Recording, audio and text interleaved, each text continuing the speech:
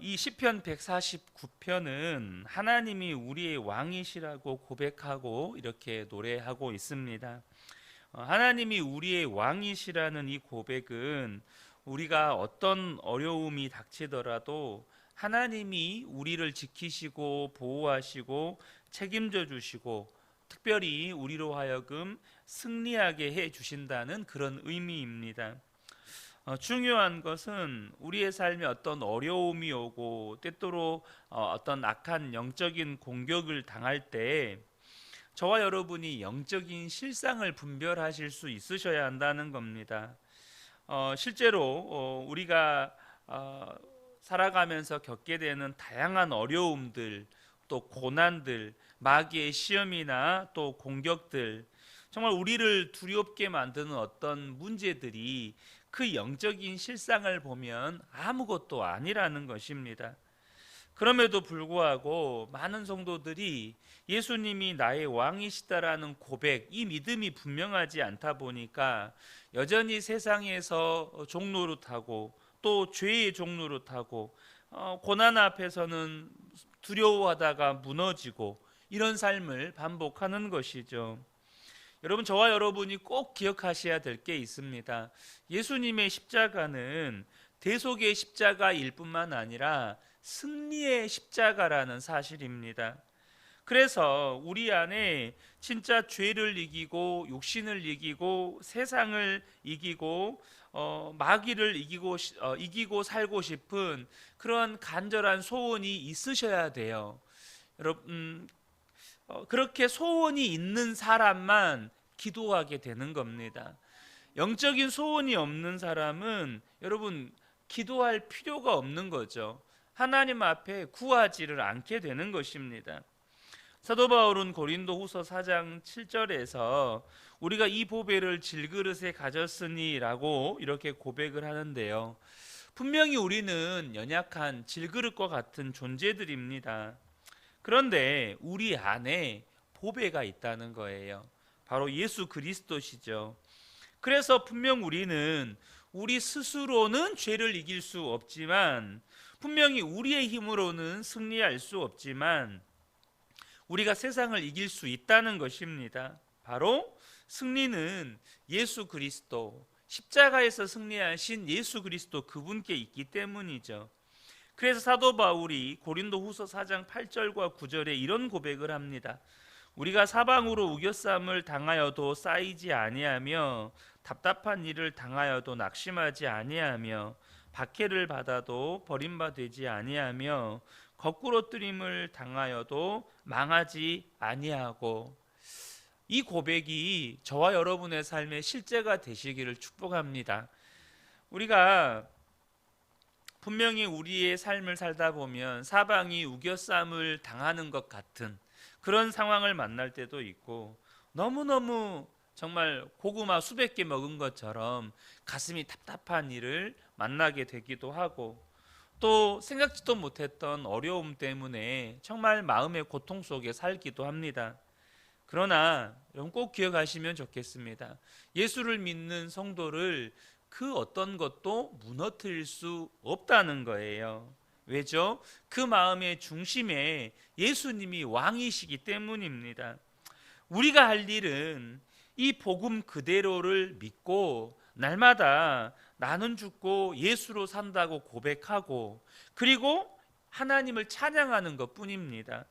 사도 바울이 이어서 고백하는데요. 고린도후서 4장 10절과 11절에 보면 우리가 항상 예수의 죽음을 몸에 짊어짐은 예수의 생명이 또한 우리 몸에 나타나게 하려 함이라.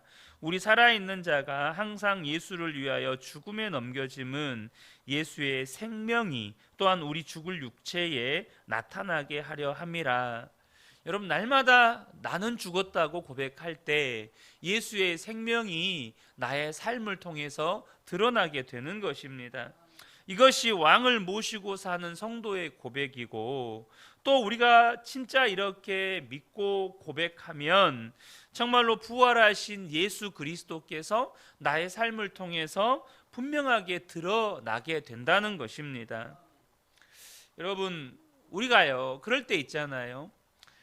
마음속은 힘들고 고통스러워서 내 마음은 찡그리고 있어요. 근데 겉으로는 웃을 수 있어요. 속에는 교만함이 있어요. 그런데 겉으로는 겸손한 척 할 수 있습니다.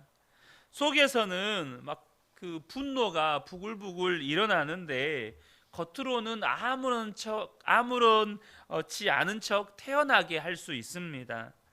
마찬가지로 우리의 죄가 겉으로 드러나지 않게 속으로 감추고 살 수 있는 거죠. 이렇게 속으로는 안 그런데 속으로는 정말로 뭐 내 속에선 별의별 것이 다 있는데 겉으로는 안 그런 척 그렇게 누르고 살다 보니까 인생이 피곤하다는 것입니다. 문제는 뭐냐면 예수를 믿는 성도들도 그렇게 예수를 믿는 성도들이 많아요. 누르고 감추고 꾸미고 그렇게 산다는 거예요. 그러니까 예수를 믿어도 삶이 피곤한 거예요. 여러분 우리가 그러잖아요. 어떤 격식을 차려야 되는 자리에 정말로 정장을 입고 우리 여성분들 같은 경우는 뭐 하이힐을 신고 뭐 남자들은 구두를 신겠죠. 그래서 하루 종일 이렇게 뭐 정장에 힐에 하루 종일 또 그 예의를 갖춰야 하는 자리에서 교양 있게 말 하나하나도 조심스럽게 예의를 갖춰서 그렇게 하루를 보내고 집에 오면 어떠세요? 별로 힘쓴 일도 없는데 너무너무 피곤한 그런 일 겪어보신 적 없으신가요? 그러잖아요.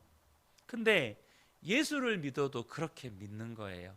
속은 아닌데 겉으로는 예수님을 잘 믿은 척, 경건한 척, 거룩한 척 그렇게 살다 보니까 주일이 더 피곤한 거예요. 목사님 앞에서 예의 갖춰야지, 성도들 앞에서 예의 갖춰야지. 그러고 나서 주일에 집에 오면 퍼지는 거예요. 뭐 몸이 피곤한 건 두 번째 문제고 마음이 퍼지는 거예요. 여러분 그러면서 스스로 생각하죠. 내가 참 위선자 같다. 여러분 이거는 진짜 예수 믿는 게 아니라는 겁니다. 여러분 예수를 믿는다는 건 뭐냐면 내 속에 있는 것을 드러내도 아무렇지 않게 되었다는 거예요. 내 속에 있는 것을 드러내도 부끄러울 것이 없게 되었다는 뜻입니다. 왜요? 죄의 종로로 타던 옛사람은 주님과 함께 십자가에서 이미 죽었기 때문입니다. 부활하신 주님이 우리의 생명이 되셔서 우리 안에 오셨고 그분이 나의 왕이 되셨어요. 그러니까 이전에는 숨기면 좋았어요. 왜요? 드러내면 부끄러우니까. 그래서 숨겨야만 했어요. 내 속에 있는 것을 누가 알면 이거 안 되는 거예요. 큰일 나는 거예요. 그런데 예수 믿으면 어떻게 돼요? 내 속에 예수님밖에 안 계시니까 드러내면 드러낼수록 좋은 거예요. 예수님밖에 없으니까. 여러분 예수님이 나의 왕이시니 내가 내 속을 드러내면 예수님밖에 드러날 것이 없고 내 속을 드러내면 예수님이 역사하시는 거죠. 여러분 기독교가 다른 종교와 다른 것은 첫 번째가 예수님의 십자가 복음입니다. 십자가 속죄의 복음이에요.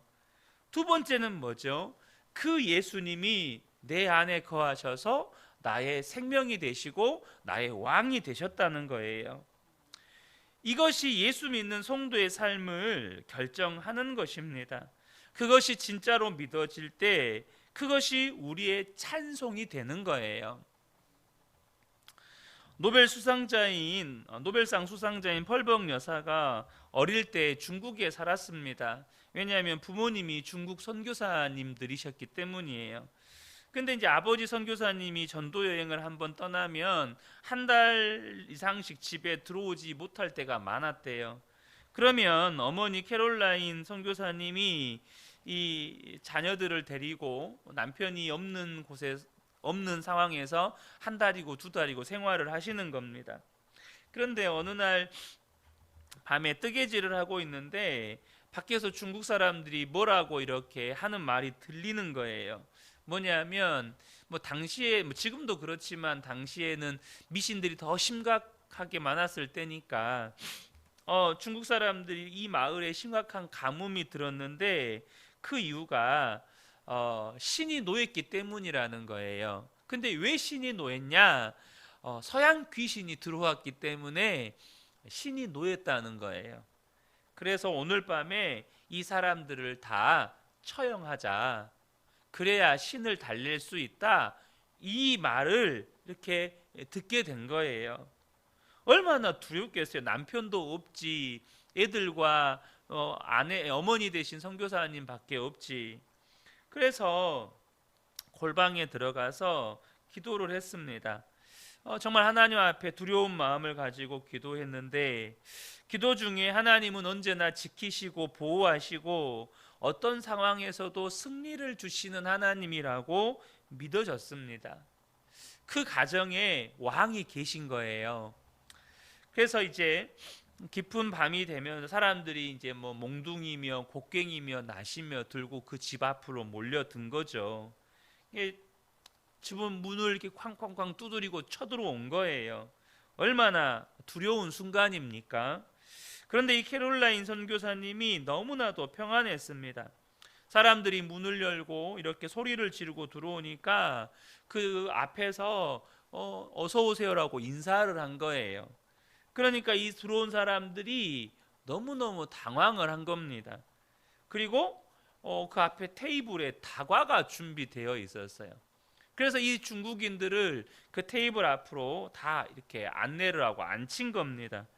그러니까 이 사람들이 어찌 해야 될 바를 몰라서 쭈뼛쭈뼛 이 선교사님의 안내를 따라서 몽둥이 들고 이렇게 낫 들고 그 의자에 다 앉은 거예요.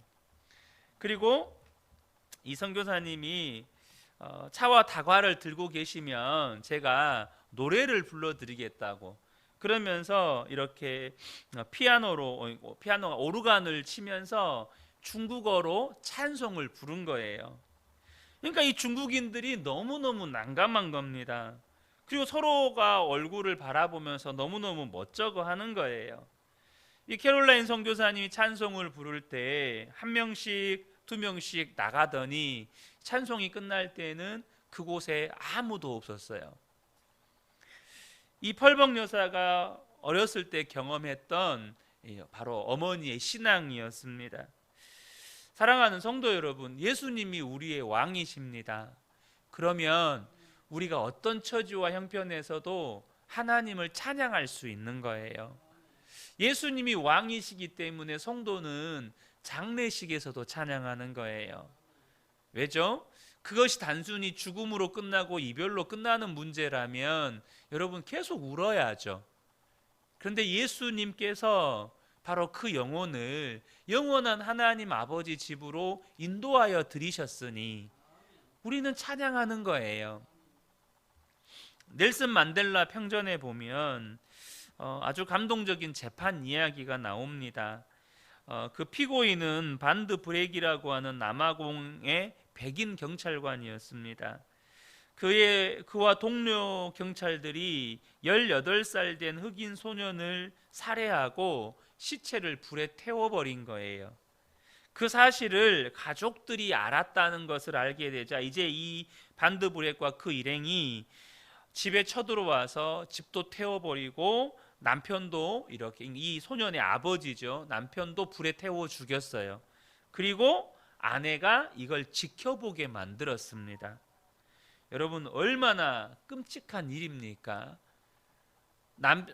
사랑하는 아들을 죽이고 불에 태운 것도 모자라서 자기가 보는 앞에서 남편까지 살해해서 불에 태워 죽인 거예요. 결국 이 사람들의 만행이 드러나게 되었고 붙잡혀서 재판을 받게 됩니다. 이제 재판하는 판사가 마지막 선고할 때 이 부인에게 말을 했습니다. 우리가 이 반드 브렉에게 어떤 판결을 내려주기를 원하십니까? 그래서 이 부인이 일어났습니다. 그러면서 판사님에게 말하는 거예요. 판사님, 제가 세 가지 요청을 드리고 싶습니다. 첫 번째는 남편과 아들의 장례를 치르기 위해서 반드 브렉 씨가 남편의 시신을 불태운 장소로 가서 그 재를 모아 주었으면 좋겠습니다.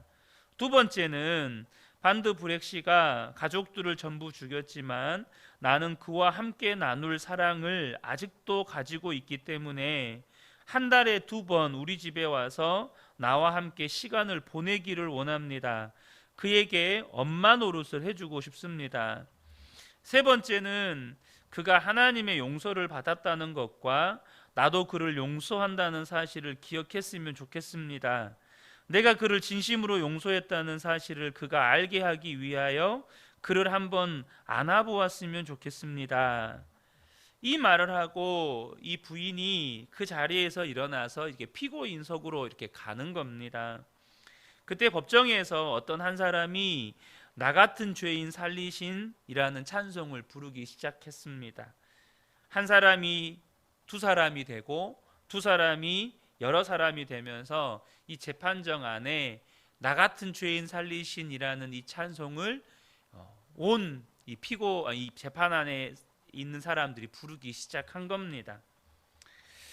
그리고 이 부인은 이 반드 브렉에게 다가가는데 이 반드 브렉이 그만 기절하고 맙니다. 그렇게 무참하게 사람을 살인했던 그 끔찍한 죄인도 도무지 이 상황이 감당이 안 되는 거예요. 그래서 그냥 기절해버린 겁니다. 사랑하는 성도 여러분, 마귀가 우리의 삶에 역사할 때 어떤 일련의 과정이 있습니다. 무슨 말이냐면 마귀가 성도들을 괴롭게 하고 고통스럽게 하고 두렵게 할 때 우리 안에 믿음이 있어서 하나님을 찬양할 수 있잖아요. 그러면 우리가 찬양을 하면 마귀가 화가 납니다. 마귀가 화가 나요. 그래서 우리를 더 고통스럽게 만듭니다. 이때 저와 여러분이 찬양을 멈추시면 안 돼요. 뭐 예수 믿어도 아무 소용없네? 뭐 찬양해도 내 삶에 마귀의 역사는 더 심하게 일어나네. 뭐 이럴 바에 예수 믿을 필요가 뭐가 있냐? 이렇게 가시면 안 된다는 거예요. 그럼에도 불구하고 우리가 여전히 하나님을 찬양하게 되면 마귀는요 더 분노합니다. 그래서 우리의 삶을 더 비참하게 만들 수 있어요. 그때 여러분 어떻게 하시겠습니까? 아, 진짜 이제는 그만해야겠다. 이렇게 포기하시겠습니까? 여러분, 그럼에도 불구하고 저와 여러분이 하나님을 찬양하면 마귀는 두려워 떨고 도망치게 됩니다. 저와 여러분이 기억하셔야 돼요. 우리가 평생에 얼마나 많은 마귀의 공격들을 당하고 또 그로 인해서 시달림을 당하게 됩니까? 그렇다면 저와 여러분 안에 적어도 영적인 오기가 생겼으면 좋겠어요. 내가 이 마귀를 가만두지 않겠다. 내가 이 마귀를 정말로 네가 나를 고통스럽게 한 것보다 더 너를 내가 고통스럽게 하겠다. 눈에 보이지 않는 마귀를 어떻게 고통스럽게 합니까? 뭐 머리 잡고 싸울 겁니까? 그것은 성도의 찬양입니다. 그것은 우리가 비록 너무나도 힘들고 어려운 형편에 있지만 예수님이 나의 왕이시니 그분이 나를 지키시고 보호하시니 그분이 이 모든 것을 합력하여 선을 이루게 하실 것이니 그 예수 그리스도 하나님을 찬양하는 거예요. 계시록에 보면 하나님 앞에 선 사람들을 소개하는데요. 이 하나님 앞에 선 사람들은 세상에서 성공한 사람이거나 유명해진 사람이거나 혹은 부족함 없이 편안하게 살다가 죽은 사람들이 아닙니다. 그럼 하나님 앞에 서게 된 사람들을 어떤 사람들이라고 소개합니까? 오직 이기는 사람들이라고 소개합니다.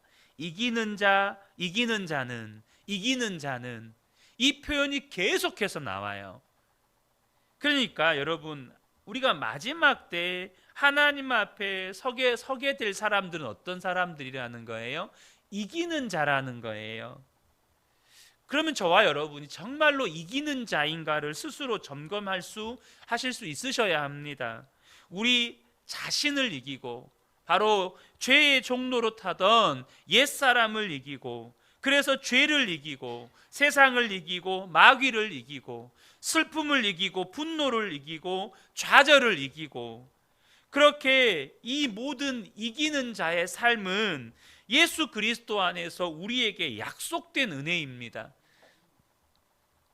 어떻게 해요? 바로 예수님을 바라보는 거예요. 예수님을 왕으로 모시고 사는 사람들에게 반드시 약속된 은혜라는 거예요. 저와 여러분이 날마다 예수님 바라보고 예수님을 왕으로 모시고 살면 우리의 삶 전체의 분위기가 달라집니다. 그래서 여러분, 성도는 어떤 분위기를 가지고 있어야 하나요? 이기는 자의 분위기를 가지고 있는 거예요.